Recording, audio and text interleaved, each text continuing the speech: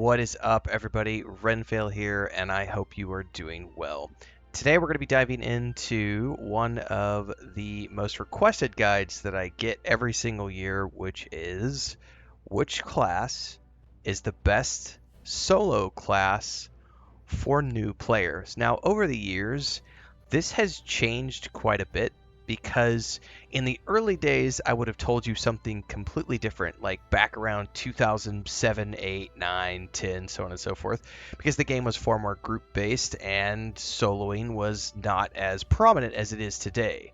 Now, with the landscape difficulties that you could choose from, which were added recently, you can pretty much go in now and adjust the difficulty of the game however you see fit, starting from the basic default difficulty, which is everyone can solo.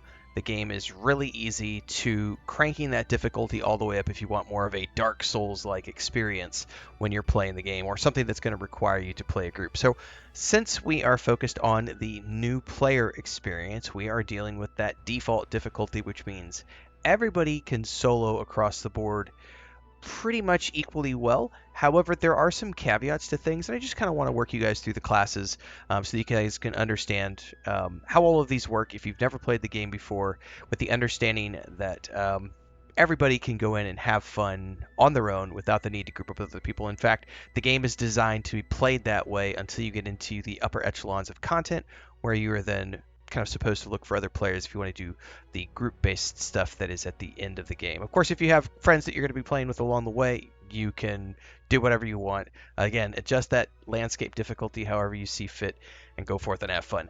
Also understand that every single class in the game comes with 3 different specs once you get into the game. We'll talk about that in a different video if you want more details about that, but essentially you have what's known as the red line, the yellow line, and the blue line, which is just 3 different specs that you can choose from for every single class, depending if you want to go high damage, support, or sort of a mixture of, depending on what the class is. Like it might be a pure tank build or a pure heal build. There's a variety of ways to choose from. So we're going to go through the list alphabetically here, starting off with the Bjorning.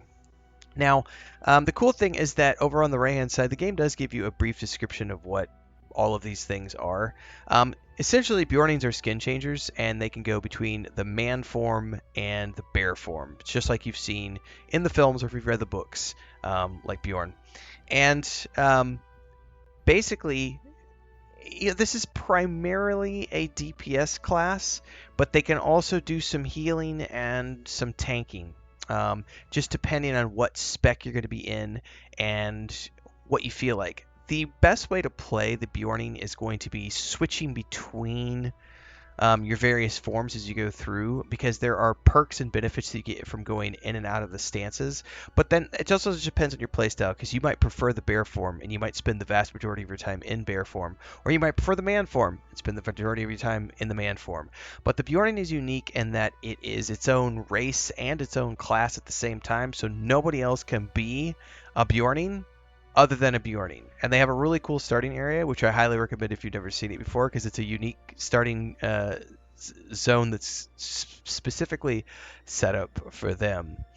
Now after that, you go to the Burglar, which back in the day, the Burglar used to be specifically it was like, and it still kind of is to some degree, one of the best group-based classes to play, because they can trigger the fellowship maneuvers, which are these group combos that you can do in combat, but not really anyone uses them anymore outside of the upper echelons of raids and dungeons. So since we're looking at the best solo guide for new players, that doesn't really factor in, but it is something to be aware of, that this still is a class that can be extremely useful in a group, but is equally designed to be soloed these days. And I love the Gambler line, which is like the blue line, but this is a lot of fun if you like stealth-based gameplay, because essentially you're going to be spending a lot of time stealthing.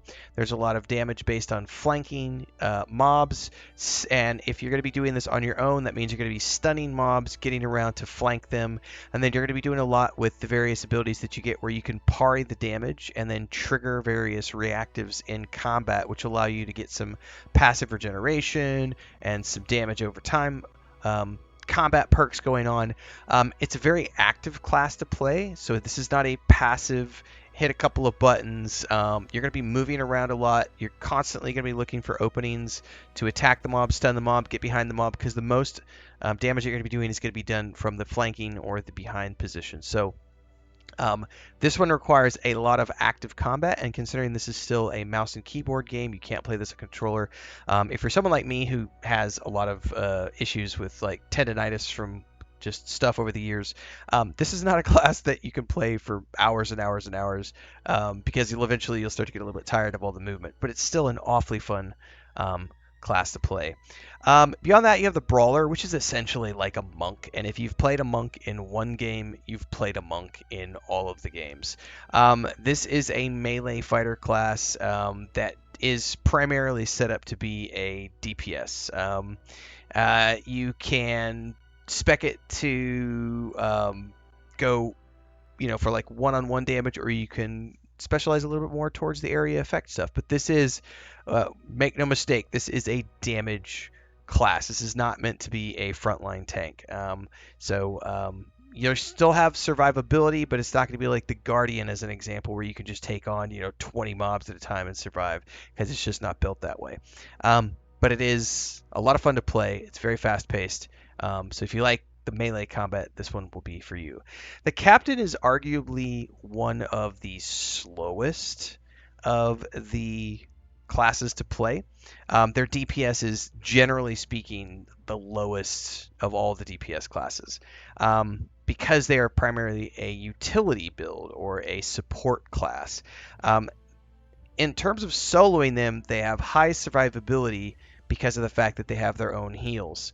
But it does take a long time for them to be able to get their DPS up. Now, you are unique in this game in that you have a Herald who follows you around, which isn't the same thing as a Lore Master Companion. We'll talk about that in a bit.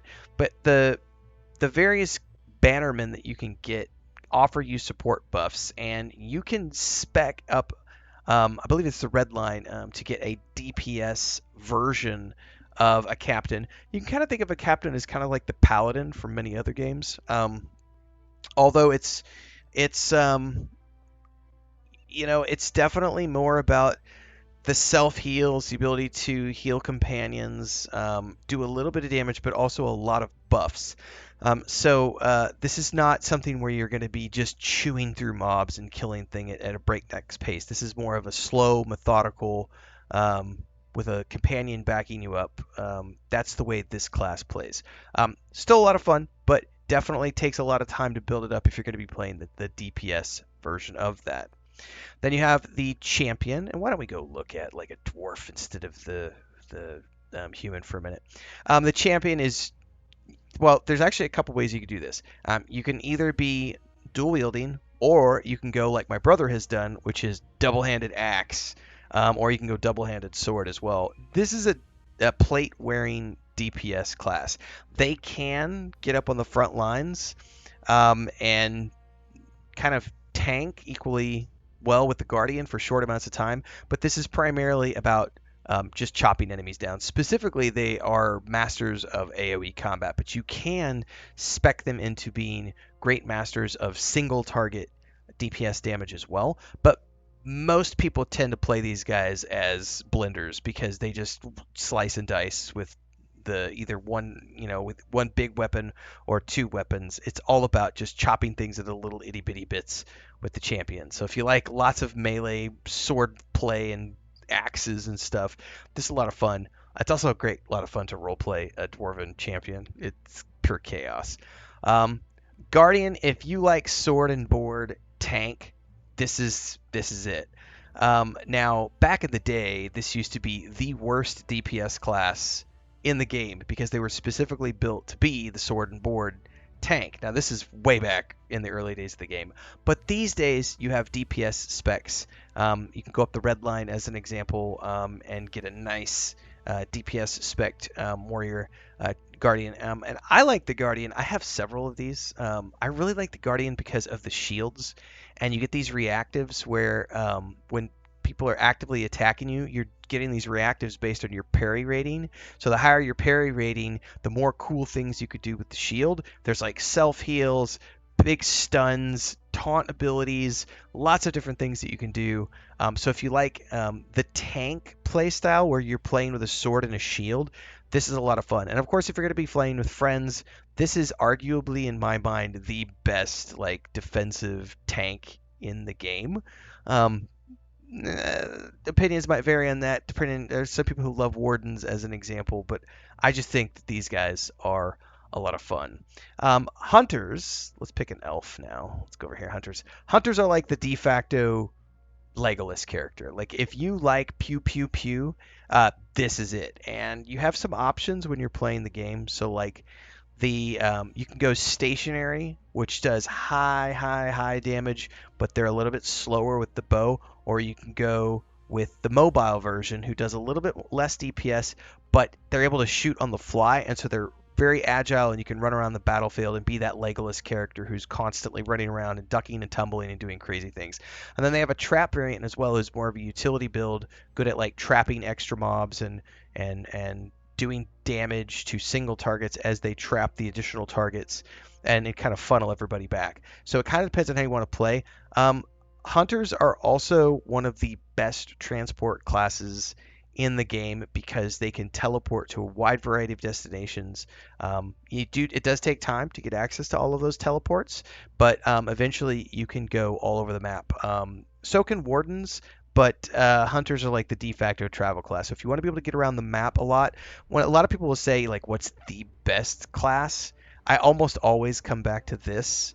If it's your first time playing, I will almost always tell people this is like the absolute best class to play as a first time player if you're going to be soloing because of that travel option. They kill things quickly. They're reasonably, you won't be able to, like the Guardian can wait out there and pull like 20 mobs and not have a problem because he's in plate mail, but you're going to be wearing, leather. So you're going to be able to only take on a few mobs, like 3, 4 mobs at a time, but you kill things very quickly, and that ability to travel around the map, plus you get a speed buff, like to run around, it makes it one of the most mobile, and with a big map like what Lord of the Rings Online has, I tend to lean towards the hunters quite a bit. Quick commercial break, everyone, to celebrate and give thanks to all of these amazing people who keep me on the air full time. Really appreciate the support. All you got to do is join as a member. You get access to private videos. You can also do super thanks on any upload or super chats and stickers on any live stream or premiere you see. And beyond that, don't forget we're multi-streaming over on Twitch now, so you can support over there as well. Thanks so much to everybody. Let's get back to the video at hand. Lore Master is probably my favorite class in the game. When this first came out, this was sort of like the Gandalf class. Matter of fact, it used to be all about, and they still have it in the game, but like they show the character with a book, and a book and a staff, but it used to be all about the staff and the sword. And then you get like companions with this. You have animal companions, and those animal companions do lots of different things. So you have like the eagle or the bear or the cats or the ravens or just all sorts of animals, and they all do different things. So like the cats are really good at sneak attack and high impulse damage, burst damage, and then the eagle is slower damage, but it can revive you if you fall in combat. The bear is very good at taking aggro and has lots of hit points. So it just depends, and then you can spec the lore master in a lot of different ways. You can go like support, crowd control, or damage. So it kind of just depends on what you want to do. I love the lore master. I think it's a lot of fun, and it's depending on how you spec it. It could be really high DPS, but can also control the battlefield with those crowd control abilities if you spec it that way. And then we can get into the Mariner. The Mariner is another melee fighter who essentially, think of it like a pirate build. It also has, or like a bard, because they have shanties, which can coordinate and motivate your allies. So this can be a DPS class that is also a kind of a blending of like a utility class as well. So it just depends on how you want to play it. I would argue that out of all of the classes in here, the River Hobbit, excuse me, the Mariner is probably designed more to be like a really cool group. It's the most, if I'm not mistaken, I think this is the last class that was added, the most recent class to be added to the game, maybe 2 years ago. Um, but they are a very unique class. I love how they said they're inspired by Arendelle, who among men was successfully sailed to the uttermost west to plead for the aid of the Valar. So it's definitely based on like the pirateer, the pirate, the bard type, the sea shanties, and everything else. A lot of fun, newer class to play. I have the least amount of time with this than all the other ones, so I can't speak to what the end game plays like that much with this one. But it is a lot of fun for those of you who want something that blends a little bit of everything together.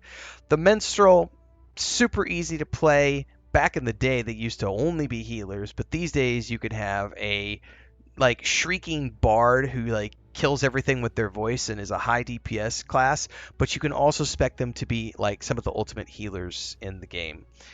So it just kind of depends on how you want to play. There's also no matter how you've spec'd your minstrel, they have a middle of the road, so they have stances. And this is a unique one because not only do you get the 3 specs that you could choose from, right?